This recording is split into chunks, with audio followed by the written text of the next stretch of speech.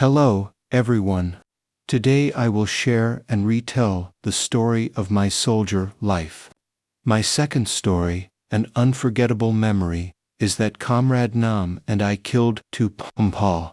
We avenged the people of Thuong Toi Commune, Hong Ungu District, Dong Thap Province. I don't know how the fighting on the front line was, but the area where my company was stationed was normal. I only heard the sound of gunfire in the distance. From the area where we were stationed to the border, it was quite far, probably about a few dozen kilometers, to the border of Hong Ungu District, Dong Thap Province. That day, we went to the riverbank to play and kept hearing people talking about our soldiers capturing a scout soldier alive. I just told the whole story of the exchange with the people, but there was nothing big. While I was on the riverbank, a sister told me to invite the soldiers to come inside to play. I followed her into the house and saw her mother, who was about 60 or 65 years old. She sat there and cried a lot. I asked her what was going on, and she said that her nephew had been missing for several months. I didn't know if he was killed by the Ponpol or captured alive. He had been missing since then. After sitting for a while, I saw some people around come into the house to play. I asked about the situation of the Ponpol up there, and they told me that there were two Ponpol soldiers who often went on a motorboat. They also said that this boat belonged to our people and was robbed by the Ponpol army, not theirs. Every afternoon, they would ride the boat up to the border. When they saw people going to work, they would shoot them with their guns. Every afternoon, they would run like that. I felt very upset when I heard that. Why did they run in? But our army couldn't fight them and just let them run wild like that. I fought in the Cambodian battlefield, but only in the first few battles I was confused. But in the following battles I was very resilient. After that story, I was so upset that I went home. Then I went to see the company commander, Mr. Fong. I told him the whole story. Then I asked Mr. Fong to let me go up there to ambush those two Ponpol guys.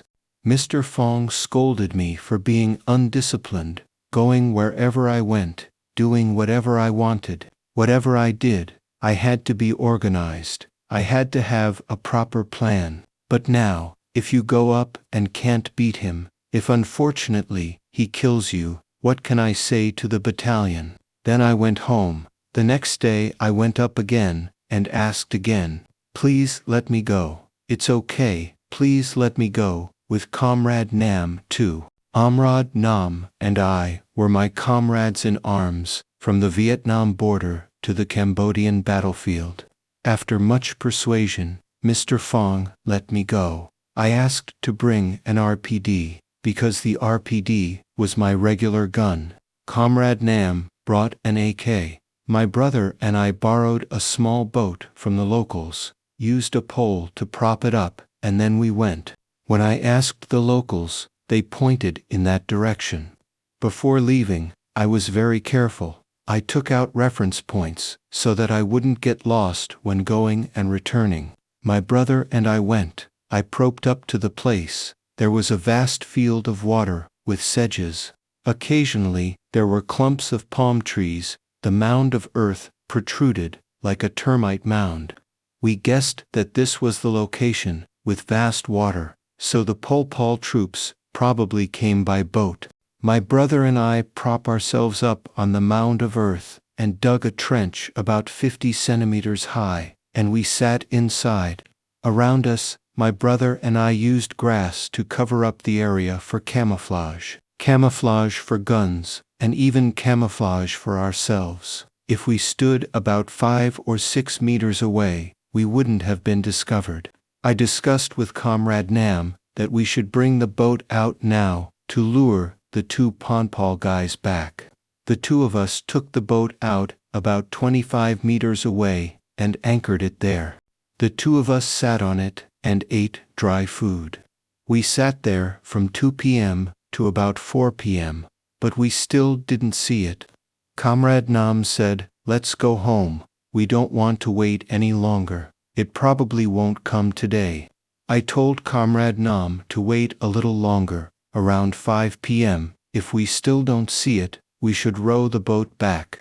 After a while, about 40 minutes later, I heard the sound of an engine from afar. I told Comrade Nam that it must have arrived. The two of us looked at each other and nodded. Just as I predicted, about 10 minutes later, I saw two guys riding the boat over about 300 meters from our position. It hadn't discovered our decoy boat yet. It ran back and forth. Then when it discovered us, it ran over. But it was very alert. It did not run back to our decoy boat immediately, but circled around many times. We saw very clearly that the guy sitting in front had a machine gun clamped to the bow of the boat.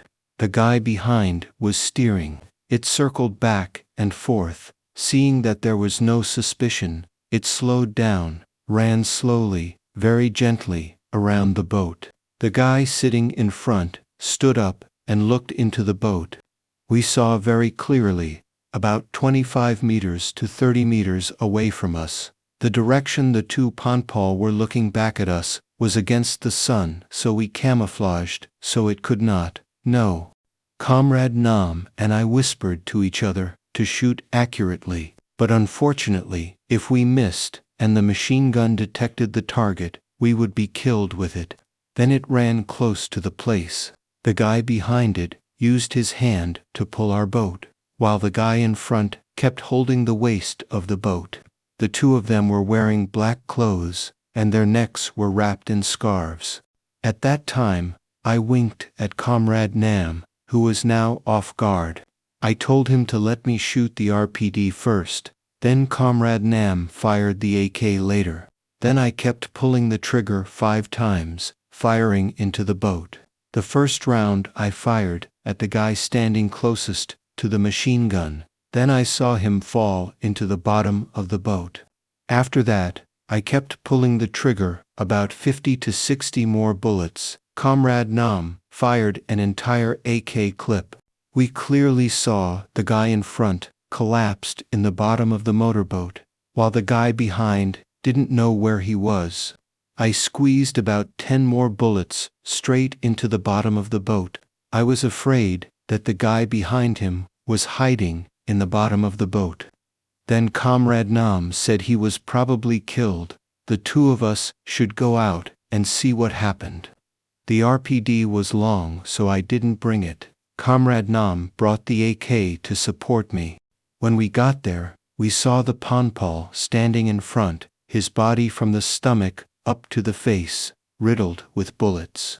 I looked again, but couldn't see the guy sitting in the back.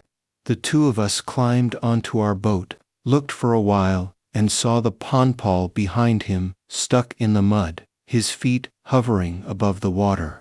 I grabbed my feet and pulled him up, and saw that he had a bullet in his stomach. I saw him wearing a watch on his hand, so I took it off too. The two of us threw the guy in front into the water, tore his shirt off, and plugged the bullet holes in the boat, then pulled the boat back. When we opened fire, the people at the house and the unit heard it. When we rowed the boat closer to the place, we saw soldiers and people pulling 4 boats out to pull us back to the river wharf.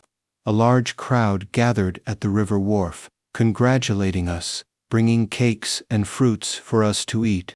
After that, my brother and I returned to the unit to report to Phong. Phong also told us not to speak out, because if the battalion or regiment heard, we would be scolded, but we couldn't hide it. The soldiers and the people told each other.